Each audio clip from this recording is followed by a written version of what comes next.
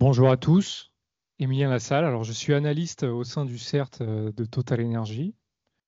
J'aimerais d'abord remercier les organisateurs également pour l'invitation. C'est vrai que le cloud, c'est un sujet vraiment très intéressant. Je trouve peut-être qu'il est un peu trop traité d'un point de vue cloud service provider, que ce soit AWS ou Azure, alors qu'il y a des plateformes comme GitHub en fait qui jouent un rôle vraiment central dans ces infras-là. Donc rapidement, Euh, pour introduire un peu les sujets qu'on va voir aujourd'hui, alors j'ai la lourde et périlleuse tâche de vous animer à 14 heures, alors qu'il y avait de la friture et du vin à midi. J'espère que je ne vais pas vous perdre. Si vous voulez dormir, il faut dormir dans la presse de Git Guardian qui est juste après. Mais vous avez beaucoup de GitHub, vous avez beaucoup de GitHub cet après-midi. Donc, on va essayer d'introduire l'utilisation de GitHub en entreprise et son implication dans les processus de développement. Et bon, par mon prisme SOC, certes, ça va être de voir un peu comment on peut investiguer sur cette plateforme. Alors en 30 minutes, on ne verra pas tous les comportements possibles, mais on pourra déjà voir qu'il y a pas mal de logs présents sur ce SaaS. Petit disclaimer juste avant de commencer, ce n'est pas du tout une publicité pour GitHub, ce n'est pas non plus une présentation à charge. D'accord. Il y a d'ailleurs d'autres outils qui répondent aux mêmes problématiques que GitHub, et si ça n'engageait que moi, GitHub également patch régulièrement et sort des nouvelles features qui nous aident d'un point de vue sécurité. Une brève introduction, on en a beaucoup parlé du cloud, je ne vais pas rentrer là-dedans. Je ne vais pas vraiment répéter ce qui a été dit ce matin. Ce qui est intéressant de comprendre, c'est discerner la différence entre une application qu'on aurait eue on-prem et qui aurait subi un move to cloud et qui serait dans le cloud. Est-ce que ça en fait vraiment une application cloud? La réalité, c'est que pas vraiment, parce que vous l'avez développée on-prem pour des usages vraiment physiques. Et ce que vous faites, c'est que vous rajoutez, en fait, elle va très peu bénéficier des services managés que propose le cloud. À l'opposé, on va avoir des applications qui vont, elles vont être cloud native, okay, donc elles vont utiliser 100% des capacités du cloud. Et si vous êtes en entreprise, généralement, vous n'avez pas qu'un seul provider. Ça peut être pour différentes raisons. Vous pourriez avoir des facilités à négocier des coûts auprès de l'un plutôt que l'autre. Vous pourriez avoir des développeurs qui sont familiers avec une stack plutôt que l'autre. Donc on a vraiment une diversité de providers. Il y en a d'autres, hein. Il y a aussi, on a beaucoup parlé des US, mais vous avez le quatrième CSP en termes de part de marché, c'est Alioun, qui a 6 ou 7% de. Voilà, donc on parle beaucoup des US, mais est-ce qu'on parle un peu de la Chine? Et, euh, et tout ça déploie également, rend très hétérogène tous les outils qu'on va utiliser pour développer.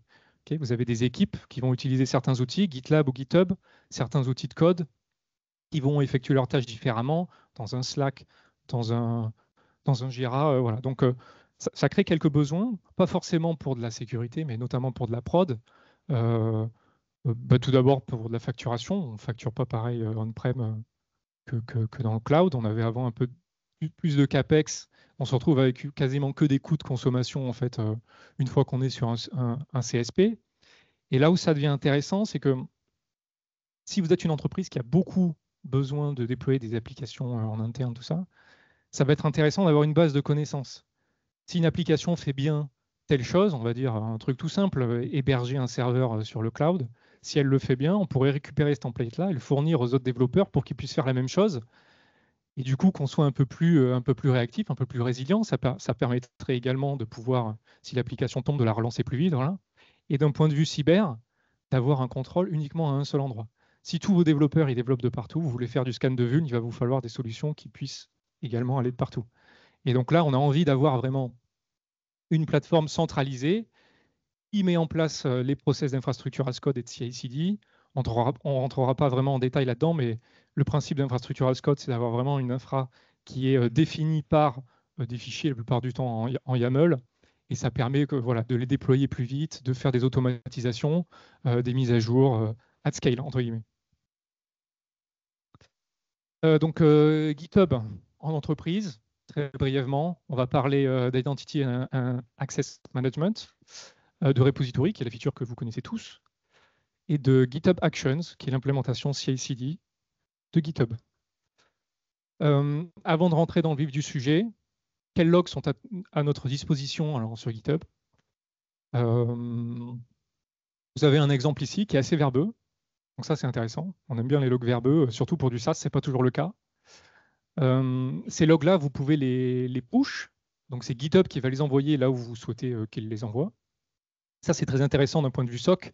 Pourquoi? Parce que moi, d'un point de vue SOC, j'ai pas envie d'avoir une cron tab toutes les 15 minutes que je dois troubleshoot pour les push du log, pour les pulls du log, pardon. J'ai pas non plus envie de me poser la question, est-ce que le log que je viens de pull, je l'ai pas déjà pull avant? Donc voilà, si on a une solution qui push, c'est super. Mais c'est bien pour la détection.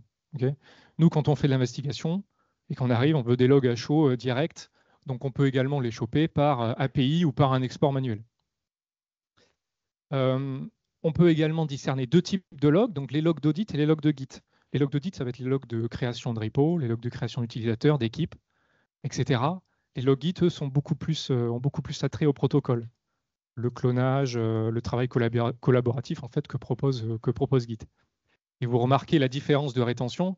Ça veut bien dire que si vous ne streamez pas les logs en amont, en fait, vous arrivez sur un incident qui a 8 jours d'antériorité. Si c'est un problème Git, ben vous aurez aucune information. Petit bémol cependant, pour tracer.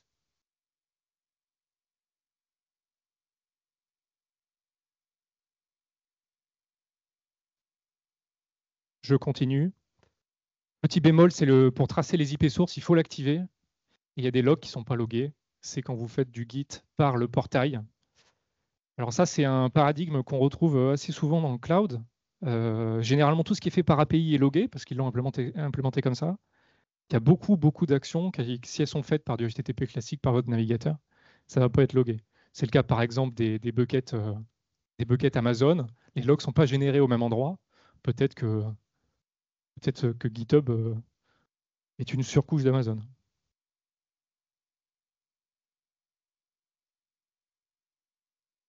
Donc un log GitHub, ça ressemble à ça. On a les informations utiles, hein. IP, action, actor, target. Là, ici, ça va être le repo. Également le user agent. Donc à partir de là, on peut se dire, on peut tracer déjà pas mal de trucs. Et là, je vais passer en impro total. Je crois qu'après, je parle des repositories. Tout le monde a déjà utilisé GitHub Repo. C'est utilisé, merci. C'est surtout utilisé en fait pour du développement collaboratif, pour héberger du code, mais pas que. Si vous êtes familier avec la menace Luma Stealer, il y a des périodes en fait où ils alternent entre héberger leur payload sur GitHub, sur Alioun, voilà. Donc ce que ça montre, c'est qu'on a une exposition publique de GitHub déjà. Et si vous le choisissez pour votre solution en entreprise, vous allez avoir deux autres expositions qui vont être internes et privées. C'est assez intéressant de s'attarder sur cette nuance. Pourquoi? Je vais faire le parallèle avec SharePoint, par exemple. SharePoint, c'est super, c'est exposé en interne. Enfin, vous pouvez l'ouvrir un peu plus, bien sûr, mais à l'arrivée, vous tapez passwords dans SharePoint. Si vous n'avez pas 4000 résultats, c'est que vous n'avez pas assez de... C'est que vous n'avez que 3 employés, en fait. Et c'est exactement pareil pour GitHub. C'est d'autant plus sensible que dans le code, on a beaucoup plus attrait à mettre des clés d'API, des secrets et compagnie. Donc héberger du code comme ça, rien qu'en interne, et d'autant plus, encore une fois, que dans les entreprises, généralement, c'est des prestations qui développent pour nous. On a rarement autant de devs en interne pour développer. Et donc, c'est des gens qui bossent un an et demi sur un projet, qui après switch. Et pourquoi pas se dire, bon, bah, j'ai bossé un an pour ce client, j'ai développé ça, je pourrais très bien m'en servir sur un autre client. Et à l'arrivée, partir avec du code et des identifiants de la boîte. Donc, sur cette partie repo, moi, j'ai identifié 3 menaces, la propriété intellectuelle, également la supply chain, mais c'est au-delà de ça, c'est tous les problèmes qu'on va avoir avec le contrôle de l'intégrité du code et également l'accès aux vulnérabilités, parce que avant on avait accès aux applications, si on a accès au code, maintenant ça devient une sorte d'audit en boîte blanche. Donc quelqu'un qui télécharge le code sur son PC peut ensuite essayer d'analyser et ensuite aller essayer d'aller compromettre une application qui serait en production avec sa base de données montée et compagnie, etc. Tac. Donc moi ce que je veux faire, c'est superviser l'accès, si ce n'est l'investiguer si je suis en réponse à un incident. Alors déjà, la simple consultation, c'est impossible, on n'a aucune trace. Quelqu'un se log sur GitHub, il a accédé à un repo, vous ne le saurez jamais. Il peut choisir de l'archiver. Alors, il y a un cas sur deux où c'est logué, c'est s'il le fait depuis le portail. S'il le fait depuis la commande Git Archive avec l'option remote, vous n'aurez rien. Ce qui est bien logué, en revanche, c'est le clone et le téléchargement directement à la souris sur le portail. Ces logs-là, ils sont dans 2 sources différentes. Le premier va être dans les logs Git et le deuxième dans les journaux d'audit. Et donc, on a exactement le même format de log qu'avant et on peut savoir du coup qui a téléchargé quoi Et ici, on a du coup un téléchargement du repo Team Orchestrator par moi-même. Voilà. Donc là-dessus, ça va. On va s'attarder un peu sur les types d'identités qu'on peut avoir sur GitHub. Il va y avoir deux types d'utilisateurs. Admettons que vous êtes un utilisateur simple, vous allez arriver avec votre email et vous allez demander à faire partie de telle organisation. Ça, c'est bien, mais il y a très peu de contrôle pour les entreprises avec ça. Donc, ce qu'il est possible de faire, c'est de fédérer des utilisateurs, ce qu'ils appellent Enterprise Managed Users. Et les trois fournisseurs à l'heure actuelle sont Intra-ID, Okta et un autre fournisseur, Ping Federate, que je ne connais pas vraiment. Mais ce que vous allez pouvoir faire, c'est définir des groupes dans Intra-ID et dire bah, ce groupe-là, tu me le répliques sur GitHub. Et du coup, vous avez à gérer vos identités qu'à un seul endroit, qui est généralement votre endroit principal où vous gérez vos identités de base. Ça va orienter les investigations, bien sûr, parce que la source n'est pas la même, mais également d'un point de vue contrôle, si je veux bloquer un utilisateur, c'est pas du tout la même chose si je suis fédéré ou pas. Parce que si je ne suis pas fédéré, j'ai juste à le bloquer sur GitHub. En revanche, s'il est fédéré, ça veut dire qu'il a été compromis, mais qu'il a toujours accès à Azure. Okay, donc cette nuance également est importante à saisir. Vous pouvez organiser vos utilisateurs en équipe et également avoir des collaborateurs externes.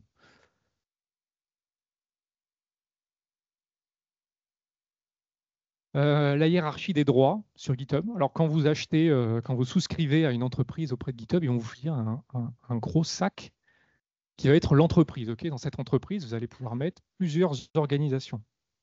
Pourquoi plusieurs organisations? Vous pourriez vous dire, je vais avoir une organisation avec des repos de prod, de pré-prod, de test.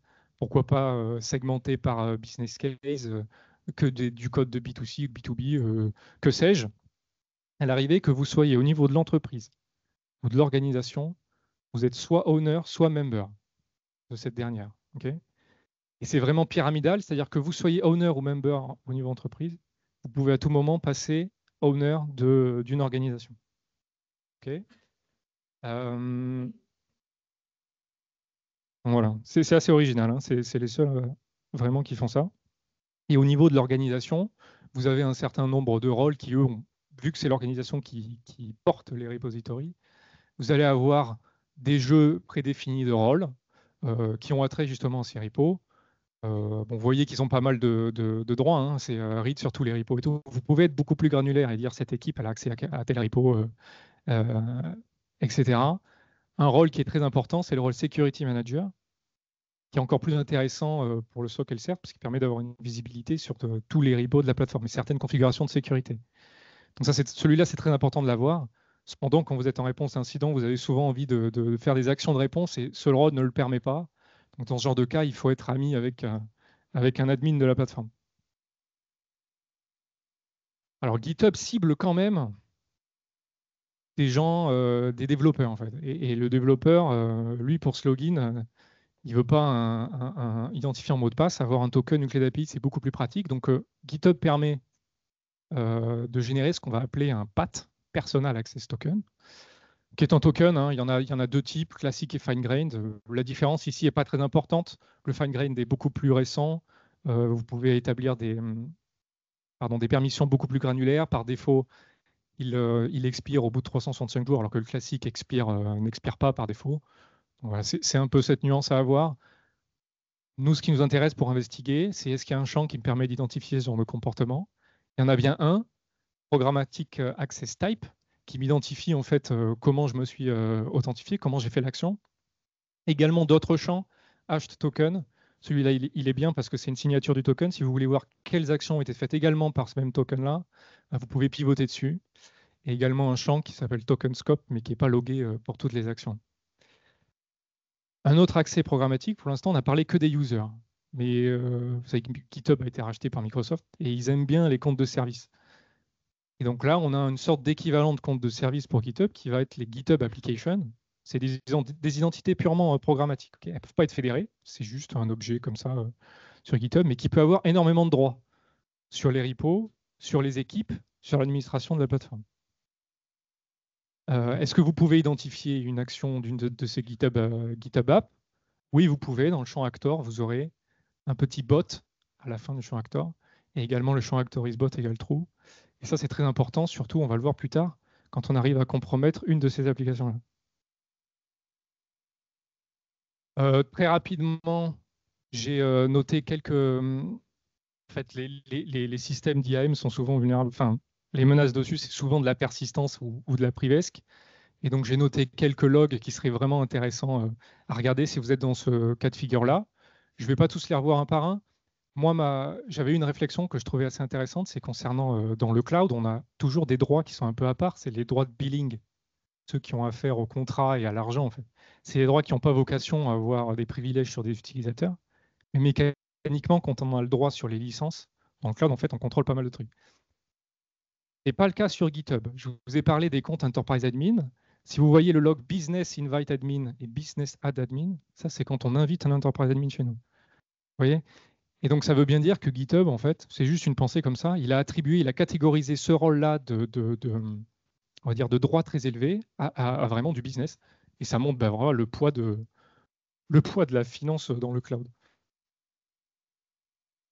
On va parler un peu de CI/CD, donc intégration continue et déploiement continu. Alors, il y a des abus de langage, hein, ça pourrait être delivery, continuous delivery ou continuous deployment. Ce qu'il faut retenir, c'est que ce genre de process vise un peu à streamliner toutes les actions que devrait faire un développeur pour passer du code en production. Okay. La partie de gauche, integration, va être beaucoup plus concentrée sur est-ce que le code est compatible, est-ce que ça va marcher, est-ce que je ne vais pas introduire des bugs.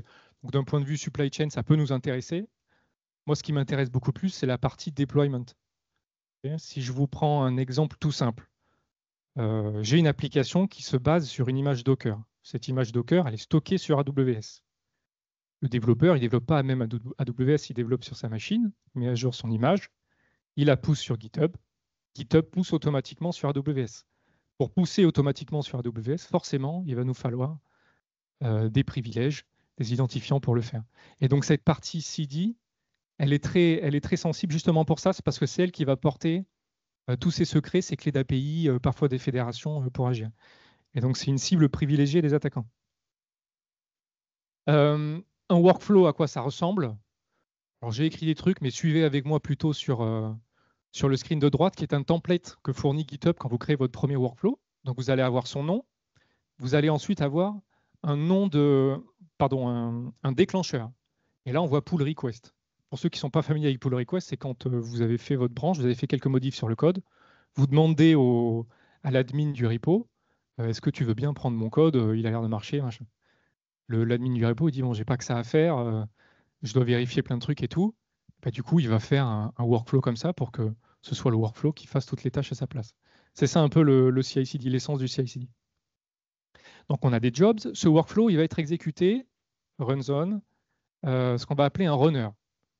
Okay. Il y a deux types de runners, les self-hosted et les GitHub hosted. Donc, c'est GitHub qui vous le fournit dans un cas, et self-hosted, c'est vous qui l'avez chez vous et qui dites, bah, moi, j'ai envie que ma pipeline elle s'exécute par ce runner-là. C'est intéressant, pourquoi? Parce que du coup, vous avez plus de contrôle dessus. Vous pouvez dire, bah, je vais mettre le DR, je vais contrôler les flux sortants. Voilà, j'ai plus de contrôle. Les gars qui font de la prod, ils aiment bien ça aussi. Pourquoi? Parce que si le runner il a marché une fois, au moins si je touche à rien, je sais qu'il marchera une deuxième. Donc c'est bien aussi de ce point de vue-là. Vous pouvez contrôler plus de variables. Voilà. Le problème du GitHub hosted, alors c'est bien parce qu'il vous le file à la volée comme ça, c'est cool. Ça peut poser problème, surtout si vous exposez des repos au grand public, qui eux pourraient faire des pull requests dans cet exemple-là, et du coup utiliser le workflow que vous avez défini. Sauf que vous avez utilisé un self-hosted runner. Et donc mécaniquement, vous exposez votre runner qui est dans votre infra au public. Vous voyez, donc cette nuance ici, elle est assez importante à prendre en compte. Et pardon, et à la toute fin du runner, donc dans les steps, vous avez la commande qui est réellement exécutée par le runner. Le runner, c'est juste un conteneur Linux. Hein, et vous voyez là une commande bash echo hello. Il y a quelques soucis avec ces runners. Pourquoi? Parce que c'est juste du YAML en fait, et GitHub, tout ce qu'il fait, c'est prendre les inputs et les mettre dedans quand par exemple il y a des variables. Je prends un cas concret, vu que GitHub c'est une plateforme collaborative, on peut partir du principe que, je ne sais pas, il y a quelqu'un qui développe quelque chose pour la compagnie, qui le fournit pour que les autres développeurs s'en servent, et là il y a des problèmes dans le code. Qu'est-ce que vont faire les gens? Ils vont faire une issue. Sauf que lui, il n'est pas payé, voilà, il est payé à l'heure, il faut qu'il trace tout ce qu'il fait. Donc, ce qu'il va faire, c'est qu'il va prendre le titre de l'issue et le contenu et la mettre, je ne sais pas, sur un Slack, sur un Jira, voilà. Donc, il va avoir besoin de récupérer cette variable. Cette variable, si je l'instancie en bash, je peux le faire par exemple comme ça, sans une simple variable ou un simple écho. Mais ici, on se retrouve avec une potentielle injection si on décide de remplir des trucs comme cela, avec un beau curl. On peut faire d'autres trucs. Si vous donnez ça à un red teamer, il fera bien pire qu'un simple curl. Et, et là, par exemple, j'ai exfiltré la première variable d'environnement, qui sont en fait là où sont stockés les secrets du runner pour qu'il puisse exécuter. Donc, cette injection de commande, c'est vraiment quelque chose de très sérieux. Je vous ai mis un doc de GitHub qui en parle beaucoup, surtout sur comment se prémunir de ce souci-là. Comment faire du hardening de GitHub Actions. Bon, moi je suis au CERT, j'ai envie d'investiguer ça. Comment je peux faire? Il n'y a pas vraiment de log qui vous dit là quelqu'un a essayé d'injecter du code. Bien sûr, il n'y a pas de log non plus qui vous le dit sur des applications web. Il faut avoir un WAF. Voilà. Il n'y a pas de WAF équivalent sur ce genre de workflow. Donc qu'est-ce qu'on peut chercher? On peut chercher déjà une exécution plus lente, parce que quelqu'un aura mis du code dedans, donc l'exécution est plus lente. Ici, par exemple, vous voyez un curl verbose qui met 17 secondes, un curl sans verbose qui en met 14 et une issue normale qui en met 11. Ça marche bien pour les workflows simples. Et pour les grosses applications, vos workflows, ils vont faire 400 lignes, 500 lignes des fois. Donc, et vous allez avoir aussi un petit battement, GitHub ne va pas louer le runner au bon moment. Voilà. Donc, ça ne marche pas tout le temps, ce n'est pas la panacée. Si les self-hosted, j'en ai parlé, vous avez mis votre ODR dessus, vous pouvez contrôler le flux sortant. C'est pas mal pour étudier les déviations. Et si il utilise une application, une GitHub application, qui, elle, a des privilèges, que vous savez quels sont ses privilèges, qu'est-ce qu'elle est censée faire en temps normal, vous pouvez dire, bon, normalement, elle ajoute que des gens dans des équipes. Là, il s'est trouvé qu'elle a créé un utilisateur de toute pièce. C'est pas normal. Je vais regarder ça. Si vous voulez investiguer un peu plus en profondeur, vous avez également des logs d'exécution qui sont présents sur le portail. Cependant, c'est assez facile vraiment de le supprimer. Si vous avez les droits de le lancer, vous pourrez également, si vous avez des droits, je crois qu'il faut avoir les droits en écriture sur le repo, vous pourrez également le supprimer. Donc, vous aurez la trace de suppression, mais encore une fois, aucune trace de ce qui s'est exécuté dessus. La latéralisation maintenant. Vous avez volé des secrets parce que vous avez réussi à vous injecter sur un workflow, super. Vous pouvez les réutiliser, tout simple. Bon là, rien de nouveau sur le soleil. Il y a un autre type de latéralisation que je trouve très intéressant, que j'ai appris comme ça en travaillant sur GitHub, c'est OpenID Connect, qui est une extension du protocole OAuth. Okay, et ce que vous allez faire, c'est que si vous enregistrez GitHub sur votre CSP comme fournisseur d'identité, en fait, vous allez pouvoir déclarer des repos que vous allez truster aveuglément, entre guillemets. Ça a des avantages d'un point de vue sécurité, déjà parce que vous n'avez plus de credentials, et vous trustez directement le repo. Par contre, ça va amener d'autres petits problèmes. Admettons que là, vous voyez à quoi ça ressemble sur AWS à droite et sur Entra-ID à gauche, sur une Enterprise Application. J'ai dit que sur l'organisation ELA Main.org, je fais aveuglément confiance à My First Repo. Si jamais moi je supprime ce repo-là sur GitHub, ça, c'est pas supprimé sur AWS. Ça veut dire qu'un attaquant qui compromet mon organisation, il peut venir recréer le repo au même nom, et là, il repart en avant Guingamp, je pivote sur AWS. Vous voyez? À l'arrivée, c'est juste une string du côté, en tout cas, de ce côté-là, quand vous déclarez votre repo.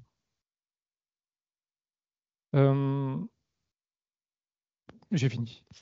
Et donc, pour conclure, les plateformes de DevOps, elles sont centrales et critiques. Elles vont beaucoup dépendre de comment elles sont implémentées et aussi quelles connaissances vous en avez. Le tiering, ça a toujours été un sujet en cyber. Comment vous faites un tiering quand votre workload, en fait, c'est l'administration d'une plateforme, c'est purement applicatif, en fait. C'est votre repository qui va administrer votre infrastructure cloud. Vous voyez? Donc, ça ne se considère pas comme un T0, domaine admin et compagnie. Vous pouvez le faire pour la partie GitHub IAM. Pour la partie vraiment infrastructure, vous ne pourrez pas vraiment le faire. En tout cas, pas aussi facilement. Donc, il faut absolument mettre le nez dedans. Les logs ne font pas tout. J'alterne à chaque fois entre les logs et le portail. Okay. Et je vous ai mis, il y a très peu également d'outils défensifs qui sont adaptés. On a beaucoup de scanners statiques, mais très peu d'EDR et de workload protection vraiment adaptés aux compromissions de CI/CD. Et je vous ai mis à droite, vu que ça restera sur l'écran en tant qu'écran de fin, un potentiel schéma d'attaque extrêmement possible et pas si dur que ça à réaliser, où on part vraiment d'Internet et on arrive avec de la persistance et de la latéralisation chez vous. Je vous remercie.